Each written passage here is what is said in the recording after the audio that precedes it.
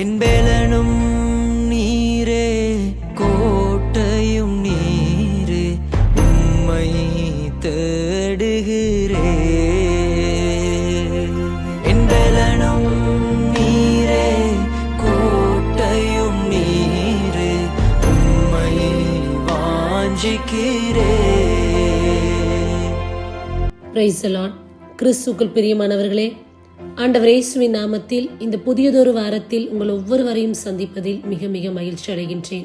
இறைவன் நமக்கு புதிய ஆயுள் நாட்களை ஆசீர்வாதமாய் கொடுக்கின்றார். நாம் கேளாதபடி இந்த நாளில் இறைவன் நம்மை ஆசீர்வதித்து மகிழும்படியாக வாழ வைத்திருக்கின்றார். இறைவனுக்கு நன்றி சொல்வோம். இந்த வாரம் நாம் தியானிக்கக்கூடிய வார்த்தையின் தலைப்பு என்னதென்றால், கசப்பான வாழ்வு மாறும். கசப்பு என்று சொன்னால் எல்லோருக்கும் அது பிடித்தமானது கிடையாது. சுவைகளில் இனிப்பு மிகவும் பிடித்தது, ஆனால் கசப்பு அநேகருக்கு பிடிக்காது. பெரும்பாலான மக்கள் கசப்பானவற்றை சாப்பிடுவதோ அல்லது கசப்பான செய்தியை கேட்பதோ அவர்கள் விருப்பப்படாத ஒன்றாக இருக்கின்றது. அப்படி இருக்க நம்முடைய வாழ்வு கசப்பாகிவிட்டால் அது எப்படியாக இருக்கும்? அந்த வாழ்வை நம்மால் ஏற்றுக்கொள்ள முடியுமா? அல்லது ஒவ்வொரு நாளும் நமக்கு எப்படியாக இருக்கும்? வாழ்வில் கசப்பு வந்துவிட்டால் அந்த வாழ்க்கை நமக்கு பாரமாக மாறிவிடும். ஒவ்வொரு நாள் கழிப்பது ஒரு யுகம் போல இருக்கும். என்னடா இந்த வாழ்க்கை என்று நம்மையே நாம் வெறுத்துக் கொள்வோம். எதற்காக என்னுடைய வாழ்க்கை மட்டும் இப்படியாக இருக்கின்றது? என்னுடைய வாழ்வே கசப்பாகிவிட்டதே.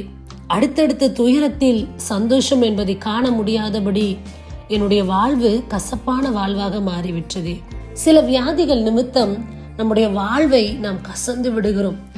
ஏன் இப்படி ஒரு கசப்பான வாழ்க்கை என்று நினைக்கிறோம். இந்த வியாதியிலிருந்து எனக்கு விடுதலை இல்லை, இனி இறக்கும் வரை இந்த வியாதியோடு தான் நான் வாழப்போகிறேனா என்று நினைக்கின்றோம். சிலருக்கு கடன் பிரச்சனை, அந்த பிரச்சனை நிமித்தம் அந்த வாழ்க்கை அவர்களுக்கு கசப்பாகி விடுகிறது. சில இழப்புகள், உறவுகளின் இழப்புகள், நண்பர்களின் இழப்புகள், பொருளாதார இழப்புகள், இப்படி வெவ்வேறான இழப்புகள்.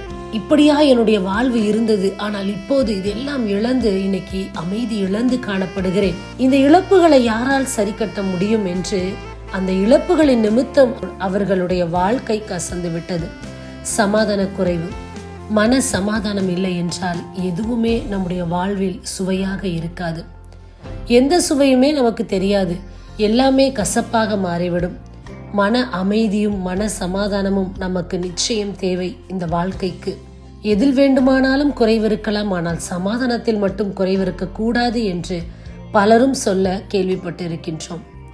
மன சோர்வின் உச்சகட்டம். மன சோர்வு ஏதோ ஒரு பிரச்சனையின் நிமித்தம், ஏதோ ஒரு நபரின் நிமித்தம், ஏதோ ஒரு நிகழ்வின் நிமித்தம் அல்லது ஒரு வார்த்தையின் நிமித்தம் நம்முடைய மனம் சோர்ந்து விடுகிறது. இப்படியா எனக்கு நேர வேண்டும்? இப்படி சொல்லிவிட்டார்களே, இந்த வார்த்தை எனக்கு வலிக்கிறதே, நான் இப்படி நடந்து கொள்ளவில்லையே, ஆனால் என்னை தவறாக புரிந்து கொண்டார்கள் என்று ஏதோ ஒரு பிரச்சனை நிமித்தம் நம்முடைய மனம் சோர்ந்து தளர்ந்து விடுகின்றது. தொழிலில் வளர்ச்சி இல்லாமல் இருப்பது. ஏதேதோ செய்து பார்க்கிறேன், என்னுடைய தொழிலில் வளர்ச்சியே இல்லை. அடுத்தடுத்து துன்பங்களும் துயரங்களும் தான் வருகின்றது, ஆனால் என்னுடைய தொழில் விருத்தியாக முடியவில்லை என்று நினைக்கின்றோம். திருமணமாகி இன்னும் குழந்தை பாக்கியம் இல்லையே என்ற கவலை. இப்படி பலருடைய வாழ்வில் கசப்பான நிறைய காரியங்கள் இருக்கின்றது. எல்லோருடைய வாழ்விலும் ஏதோ ஒரு கசப்பான நிகழ்வு, சம்பவம், நாம் பிடிக்காத ஒன்று நாம் சொல்லிக்கொண்டே போகலாம். இதற்காக நாம் எடுத்துக்கொண்ட வேத பகுதி என்று பார்த்தால் விடுதலை பயணம் அதிகாரம் 1 இறை வார்த்தை 14. அவர்கள் வாழ்க்கையே கசந்து போகும்படி செய்தனர். இஸ்ரவேல் ஜனங்கள் அந்த அடிமைத்தனத்தில் இருந்தபோது அவர்கள் செய்த வேலையின் நிமித்தமும் அந்த அடிமைத்தனத்தின் நிமித்தமும் அவர்கள் வாழ்ந்த வாழ்வே கசப்பான ஒரு வாழ்வாக இருந்தது.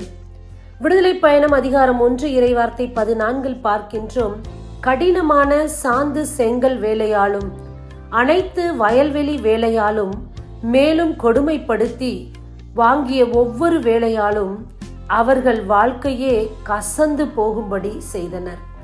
ஒவ்வொரு நாளும் அதிகப்படியான வேலை பளுக்களை கொடுத்து அவர்கள் வாழ்ந்த வாழ்வே கசக்கும்படியாக அவர்கள் செய்துவிட்டனர். எதற்கு இந்த வாழ்க்கை? ஏன் இப்படி நாங்கள் வாழ வேண்டும் என்று அவர்கள் நொந்து கொண்டனர். அப்பேற்பட்ட வாழ்வாகத்தான் அவர்களுடைய வாழ்க்கை இருந்தது. இப்படி நம்முடைய வாழ்க்கையிலும் சூழ்நிலைகளும் பிரச்சனைகளும் வரும்போது நாம் கூட இந்த வாழ்க்கையை, ஏன் என்னுடைய வாழ்க்கையில் இது நடந்தது, எதற்காக இன்றைக்கு கசப்பான இவ்வளவு பிரச்சனைகளை நான் மேற்கொள்ள வேண்டும் என்று நினைக்கின்றோம். அப்படிதான் அன்றைக்கு இஸ்ரவேல் ஜனங்களும் நினைத்தார்கள். விவிலியத்திலிருந்து ஒரு நபரை பற்றி பார்க்க ஆசைப்படுகின்றேன். நகோமி பெத்லகேமை சார்ந்தவர். ஆண்டவர் அவருக்கென்று கொடுத்த இடம் பெத்லகேம். அவரை அந்த இடத்தில் தான் ஆண்டவர் வைத்தார். ஆனால் ஒரு காலகட்டம் வந்தபோது அந்த இடத்தில் பஞ்சம் ஏற்பட்டது. ஆண்டவர் என்னை எல்லாவற்றிலிருந்து விடுவித்து காப்பார் என்ற விசுவாசம் இல்லாமல் நகோமி வேறொரு தீர்மானம் எடுத்தார். இந்த இடத்தை விட்டு வேறொரு இடத்திற்கு நாம் கடந்து சென்று விட வேண்டும் என்று நினைத்தார். ஆண்டவர் சபித்த மோவாப் தேசம், அந்த தேசத்திற்கு அவர் சென்றார். இந்த இடத்திற்கு சென்று என் பிள்ளைகளை நன்றாக நான் வளர்த்தெடுப்பேன் என்று நினைத்தார் நகோமி. ஆனால் நடந்தது என்ன? அவள் நினைத்ததற்கும் அவள் சென்ற இடத்திற்கும் மாறுதலாய் காரியங்கள் நடந்தது. நம்மில் கூட அநேகர் இப்படி தவறான ஒரு செய்கையில் இருக்கின்றோம். இந்த வீட்டை விட்டு வேறொரு வீட்டுக்கு சென்று விட்டால் நான் ஆசீர்வாதமாகி விடுவேன். இந்த இடம்தான் எனக்கு ஒரு சபிக்கப்பட்ட இடமாக இருக்கின்றது, ஆசீர்வாதம் இல்லாத இடமாக இருக்கின்றது. இந்த சூழ்நிலை தான் எனக்கு எதிராக இருக்கின்றது, இந்த திசைதான் எனக்கு எதிராக இருக்கின்றது. இந்த திசையில் இல்லாமல் வேறொரு திசையில் நான் இருந்தேன் என்றால் அது எனக்கு பொருளாதார ஆசீர்வாதத்தை மிக அதிகமாக கொடுக்கும் என்று நம்மில் அநேகர் இப்படிப்பட்ட எண்ணங்களோடு வாழ்ந்து கொண்டுதான் இருக்கின்றோம். ஆனால் நீங்கள் எந்த இடத்திற்கு சென்றாலும் அது தேவ சித்தமாக இருந்தால் மட்டுமே அந்த இடம் உங்களுக்கு ஆசீர்வாதமாக இருக்கும், அந்த திசை உங்களுக்கு ஆசீர்வாதமாக இருக்கும். நகோமியுடைய வாழ்க்கையில் நடந்தது என்ன? அவர் இப்படி நினைத்து அந்த இடத்திற்கு சென்று விட்டார். மோவாப் என்ற தேசத்திற்கு சென்ற பிறகு அவருடைய வாழ்வில் அடிமேல் அடி விழுந்தது.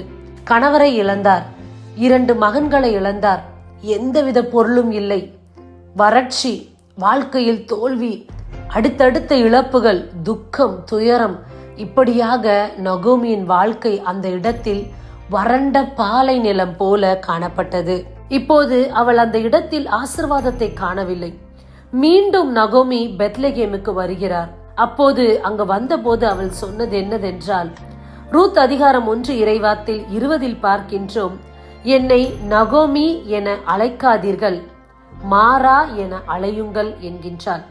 இவள் நகோமி தானே, இந்த இடத்தை விட்டு இவள் செழிப்பாக கடந்து சென்றவள் தானே என்று எல்லோரும் சொல்லும் போது நகோமி சொன்ன பதில், என்னை நகோமி என்று சொல்லாதீர்கள், மாறா என்று அழையுங்கள்.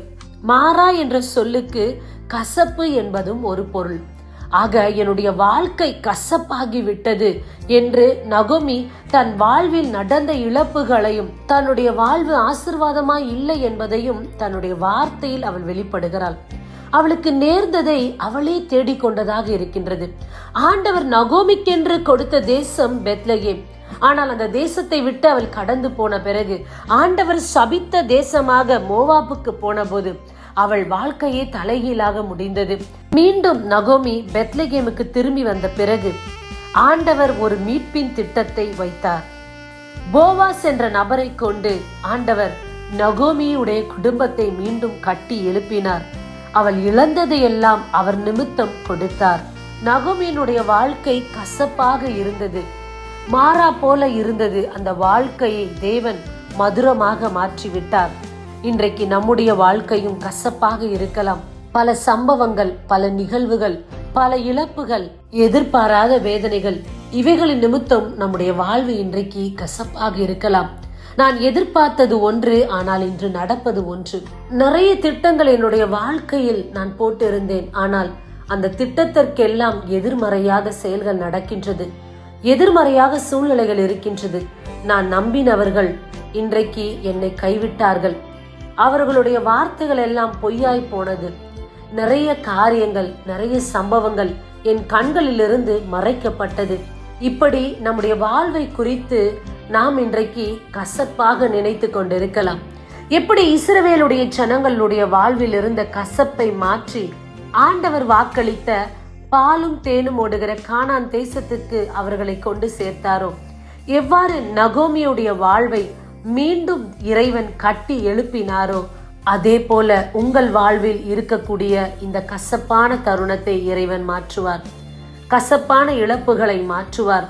கசப்பான சூழ்நிலைகளை மாற்றுவார். நொந்து போய் தவிக்கிற ஒவ்வொரு காரியத்தையும் இறைவன் மாற்றுவார். துக்கத்தின் உச்சத்தில் இருக்கக்கூடிய உங்களுடைய வாழ்வை இறைவன் மாற்றுவார். மாறாவின் நீரை மதுரமாய் மாற்றின இறைவன் இன்றைக்கு கசப்பாய் இருக்கிற நம்முடைய வாழ்வையும் மதுரமாய் மாற்ற அவரால் முடியும். இறைவனை நம்புவோம். கசப்பாய் இருக்கின்ற நம்முடைய வாழ்வை தேவன் மாற்றி கொடுப்பார். கசப்பான வாழ்வு மாறும். இறைவனை மட்டும் நம்புவோம். ஆமேன். கண்களை மூடி செபிப்போமா. அன்பே உருவான இறைவா, அருமையான வார்த்தை கொடுத்ததற்காக நன்றி. இதோ கசப்பாய் இருக்கின்ற எங்களுடைய வாழ்வை நீர் மதுரமாக மாற்றித்தாரும். மனசோர்வோடும் கவலையோடும் இருக்கின்ற எங்களுடைய துக்கங்களை எல்லாம் நீர் மாற்றி போடும். இந்த காலத்தில் உம்முடைய இரக்கத்திற்காக காத்திருக்கிறோம். துவண்டு இருக்கிற எங்களுடைய வாழ்வை மீண்டும் துளிர்க்க செய்யும். உம்முடைய ஆசீர்வாதத்தின் கரங்களை எங்கள் மீது வையும். நிச்சயமாக எங்களுடைய வாழ்வு மீண்டுமாய் கட்டி எழுப்பப்படும் என்று நம்புகிறோம். இந்த ஜெபங்களை இயேசு கிறிஸ்துவின் நாமத்தில் ஏறெடுக்கிறோம். உயிருள்ள தகப்பனே, ஆமேன். God bless you.